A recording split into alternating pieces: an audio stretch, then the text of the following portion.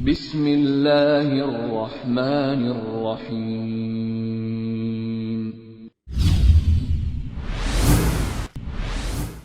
اب میں اعجاز بھائی کو دیتا ہوں مائک پر، سوال کریں، مختصر ٹو دا پوائنٹ کریں۔ جی السلام علیکم۔ وعلیکم السلام ورحمۃ اللہ وبرکاتہ۔ میرا متعلق تھا 107 حدیث نمبر سے، جس میں آپ نے بتایا کہ اگر آپ جمعہ کی نماز میں بھی گئے اور خطبہ ہو رہا ہے تو آپ 2 رکعت تحت النماز پڑھ لیں۔ میرے ساتھ ایک واقعہ ہوا تھا کہ امام صاحب نے روک دیا تھا کئی لوگوں کو خطاب کرتے وقت کہ یہ حدیث سے ثابت ہے کہ آپ جب خطبہ ہو رہا ہو، امام خطاب کر رہا ہو تو آپ کوئی بھی نماز نہ پڑھیں۔ تو ذرا مجھے اس کی وضاحت کر دیں برائے مہربانی۔ بارک اللہ فیک، یہ کون سی حدیث کی طرف اشارہ کر رہے ہیں میں تو نہیں جانتا ہوں، البتہ یہ حدیثیں تو آپ کے سامنے ہیں کہ آپ صلی اللہ علیہ وسلم نے تاکید کیا، آپ یہ بھی خطبہ کی طرح آپ مسجد میں بیٹھے ہوئے تھے، یہ ابو قتادہ نے کہا کہ میں نے دیکھا آپ صلی اللہ علیہ وسلم بیٹھے ہوئے تو میں بھی بیٹھ گیا، تب بھی آپ نے کہا نہیں، کھڑے ہو کر 2 رکعت نماز پڑھو۔ اور دوسری حدیث مسلم کی ہے، اس میں سلیک الغطفانی یہ جمعہ کے خطبہ کے دوران آئے، آپ نے کہا تم نے نماز پڑھی؟ کہا نہیں، کہا کھڑے ہو جاؤ 2 رکعت نماز پڑھو۔ اب اس سے مزید واضح اور کیا چاہیے؟ اور پھر اس کو رد کرنے کے لیے اس طرح تعویلیں کرنا درست نہیں ہے، اور یہ بھی ایک وہم اور گمان، اور یہ ایسے بس ایک دعویٰ کرنا کہ اس مسئلے میں حدیث ہے کہ نبی صلی اللہ علیہ وسلم نے کہا کہ نہیں نمازیں پڑھو جمعہ کے دوران، یہ ایک دعویٰ ہے، یہ کہاں ہے حدیث؟ ہم اللہ عالم، میں تو نہیں جانتا ہوں یہ حدیث۔ جی جزاکم اللہ خیر۔ امتیاز خان صاحب کا مائک کھول دیا گیا ہے کہ آپ سوال کر سکتے ہیں۔ السلام علیکم شیخ۔ وعلیکم السلام ورحمۃ اللہ وبرکاتہ، اہلا وسہلا۔ شیخ آج جمعہ کی نماز ہم گھر پہ ہی نہیں پڑھتے ہیں مسجد میں، کیا ہم ظہر کی پوری 10 رکعت پڑھنی ہے یا خالی فرض کی 4؟ بہت صحیح۔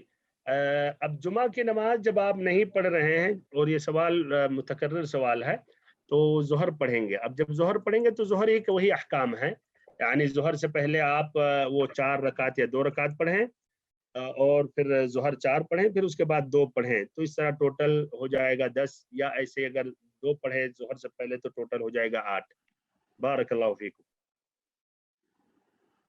جی یس، سوال مصلح الدین صاحب، آپ بھی سوال کر سکتے ہیں مائک میں۔ السلام علیکم ورحمۃ اللہ وبرکاتہ شیخ صاحب۔ وعلیکم السلام ورحمۃ اللہ وبرکاتہ۔ شیخ صاحب 1-2 سوال میری طرف سے۔ ایک مسافر کے لیے کتنے دن یا کتنے گھنٹے کے لیے قصر نماز کا حکم ہے؟ اور دوسرا سوال، کسی بھی نماز کا وقت گزر جانے کے بعد کیا پھر بھی جماعت کا اہتمام کیا جا سکتا ہے؟ 2 سوال ہے آپ کا۔ ایک تو ہے کہ اگر کتنے دن تک آدمی مسافر رہے گا، اس کا میں نے وضاحت کیا اختصار کے ساتھ۔ دیکھیے بہت ہی اختلافی مسئلے ہیں، اس میں اہل علم کے اقوال متعدد ہیں، اور کبھی کبھی یہ کہنا کہ یہی صحیح ہے باقی غلط ہے، یہ مشکل کام ہے، لیکن واللہ اعلم راجح یہی اقرب الی الصواب ہے۔ اگر کوئی اس قول کے علاوہ اور اقوال سے مطمئن ہے تو اس کو لے لے، اس لیے اس مسائل میں ایک دم کلیئر دلیلیں نہیں ہیں، لیکن اقرب الی الصواب یہی ہے کہ اگر آدمی سفر میں گیا اور وہ وہاں 4 دن سے زائد وہ رہ رہا ہے، 4 دن سے، اب حساب لگا لیں، مثلا آپ آج ظہر میں وہاں پہنچے، 4 دن کے بعد آپ عصر میں وہاں سے مثلا نکلیں گے، عصر کے بعد، تو آپ کا 4 دن سے زائد ہو گیا، اور آپ کو معلوم ہے کتنی مدت آپ کو رہنی ہے، مثلا 1 ہفتہ، 6 دن، 10 دن، تو آپ مقیم ہیں۔ لیکن اگر آپ 4 دن سے کم رہ رہے ہیں، 3 دن، 2 دن، یا کہیے کہ کئی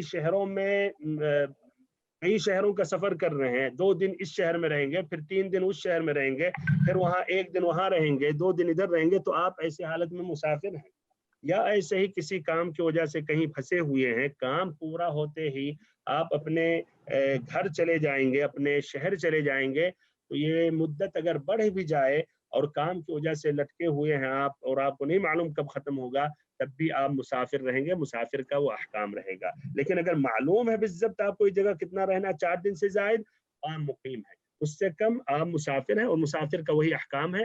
यानी 4 रकात वाली नमाजें 2-2 करके पढ़ेंगे। लेकिन अगर आप एक जगह मखसूस जगह उतरे हुए हैं होटल में एक शहर में, तो जमा नहीं ना करें, बेहतर हर नमाज 2-2 करके पढ़ें। और अगर करीब में मस्जिद है तो ये भी अहले इल्म कहते हैं अजान जब सुन रहे तो वहाँ इमाम के पीछे जाकर पूरी नमाज पढ़ें। बारकल्लाहु फीकुम। मोहम्मद गौस मोहिउद्दीन साहब सवाल करते हैं कि मेरे जो अपार्टमेंट है यानी शिग्गा है उसके नीचे मस्जिद है, वहाँ जुमा की नमाज क्या हम पढ़ सकते हैं? उन्हीं का एक सवाल ये भी है शेख, अगर आजकल हम घर में जमात बना के नमाज पढ़ते हैं तो अगर जिसमें हमारी औरतें भी शामिल हैं, अगर नमाज में जो इमाम है उससे कोई गलती हो गई तो क्या औरतें उसको लुक़मा दे सकती हैं? माशाअल्लाह माशाअल्लाह, तो अच्छी बात है। देखिए एक भाइयों, ये लॉकडाउन से कुछ जो नुकसानात है तो साथ साथ उसमें कुछ फायदे भी नजर आ रहे हैं। और अल्लाह ताला का कोई भी ये जो भी मुसीबतें भी नाजिल होती हैं हिकमत से खाली नहीं होती। बहरहाल पहला जो सवाल है कि आप उस अपनी बिल्डिंग के नीचे उसमें मुसल्ला क्या जुमा पढ़ सकते हैं एक साथ? तो देखिए अल असल जुमा जो है वो शहर में एक ही जगह पढ़ी जाती है। जरूरत के तहत उसको कई जगह कर सकते हैं, लेकिन ये इख्तियार वली अम्र का है, जो हाकिम है उसके इख्तियार में है। तो इस तरह ये इंफरादी इज्तिहाद नहीं होना चाहिए कि आप अपने बिल्डिंग के नीचे एक जुमा कायम करें, मैं अपनी बिल्डिंग वो अपनी बिल्डिंग, तो ये इससे बचे। और ऐसे नंबर 2, अगर यहाँ की बात आप कर रहे हैं, सऊदी की बात कर रहे हैं या और जगहों पर इंडिया की बात कर रहे हैं जहाँ हुकूमतें सख्ती से मना कर रही हैं हम इकट्ठा जमा हो, तो वैसे भी हमें जमा नहीं होना चाहिए, इससे इज्तिनाब करना चाहिए और हमें घर में फ़जर की नमाज पढ़ लेनी चाहिए।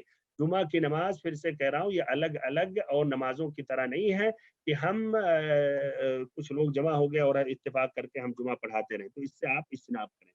रही बात अब दूसरा सवाल कि औरत क्या लुकमा दे सकती है अगर इमाम साहब से गलती हो गई? जवाब ये है कि हाँ, अगर और आदमी उधर नहीं है या आदमियों ने जवाब नहीं दिया, अगरचे और भी आदमी हैं लेकिन उन्हें नहीं याद था, खातून को याद था, तो कोई हर्ज नहीं है।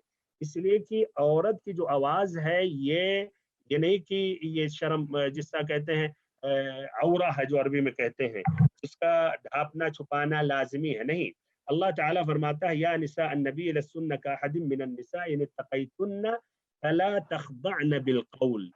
अल्लाह ताला ने मना किया कि औरतें, ये खिताब है निसा नबी सल्लल्लाहु अलैहि वसल्लम से और उसमें और भी दाखिल हैं तमाम मुमिनात और मुस्लिमात, कि जब बात करो तो उसमें नरमी नहीं होनी चाहिए, नरमी नहीं होनी चाहिए और ऐसे बनाकर ताकि सामने वाले के दिल पर चोट पड़े, इससे मना किया गया है। तो अगर कलाम आदि कलाम है, अपनी फितरत के मुताबिक बोल रही है, उमूमन ये बात हो रही, तो कोई हरज नहीं है। तो ऐसे ही अगर उन्होंने लुकमा दिया तो कोई हरज नहीं है। अल्लाह ताला ने उसी आयत में कहा वक़ुल्ना क़ौलन मअरूफ़ा, जिसमें नरमी ना हो, यानी जो आदमी की तबीयत के मुताबिक जो आवाज़ या ज़बान खोल के वो बता रहा है और ये आयत को याद दिला रहा, तो कोई हरज नहीं है। जज़ाकुमुल्लाह खैर शेख, ये काफ़ी मुफीद रहा, ख़ासकर आजकल कई असहाब को अपना हिफ्ज़ शायद पता चल गया है। ये एक भाई सवाल करते हैं कि क्या हम कोई इंडोर गेम यानी घर के अंदर गेम खेल सकते हैं जिसमें लूडो हो, चेस हो या कैरम हो? इसके गेम्स को इसके ताल्लुक से वज़ाहत करें। जज़ाकुमुल्लाह खैर।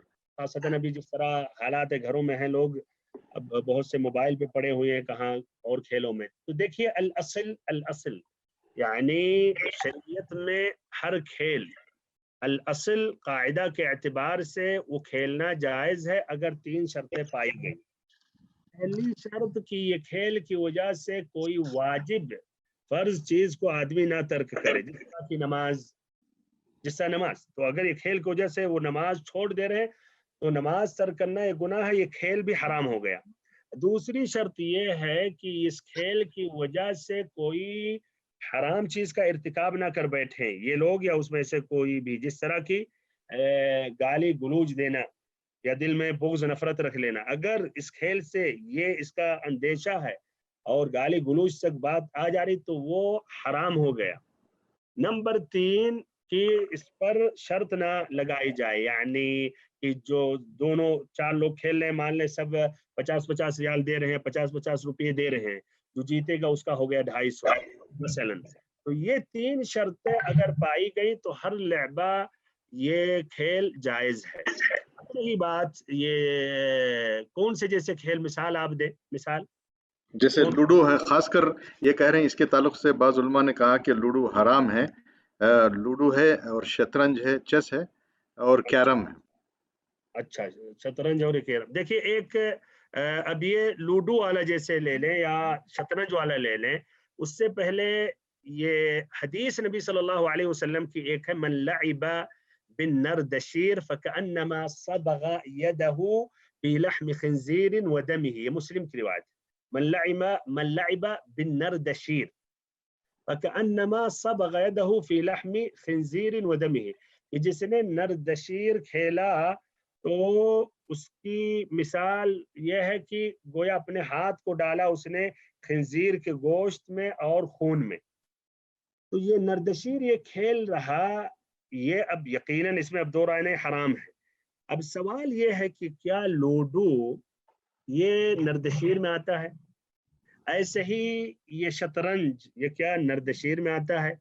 اکثر اہل علم کہتے ہیں نردشیر میں داخل ہے، اور کہتے ہیں نردشیر میں وہی ہوتا ہے جو گوٹی ہوتی ہے جس میں وہ نقطے نمبرات ہوتے ہیں.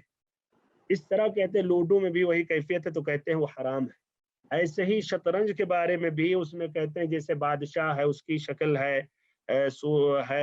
اور اس میں مروی ہے علی رضی اللہ عنہ سے کہ انہوں نے ایسا انکار کیا، ما هذه التماثيل التي انتم لها عاكفون، کی کیا ایسے اصنام ہیں جو ان کے لیے تم ادھر اعتکاف میں بیٹھے ہو. سندن اگرچہ علی رضی اللہ عنہ سے ثابت نہیں ہے. تو بہرحال جو خلاصہ اکثر اہل علم یہی کہتے ہیں کہ یہ لوڈو شطرنج یہ نردشیر کے معنی میں داخل ہے، اسی لیے وہ حرام ہے.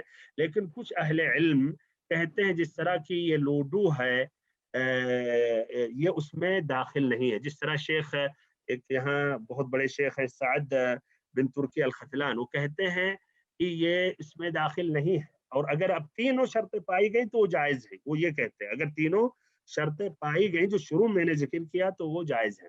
شطرنج کے بارے میں بھی اکثر اہل علم کا یہی قول ہے کہ یہ حرام ہے.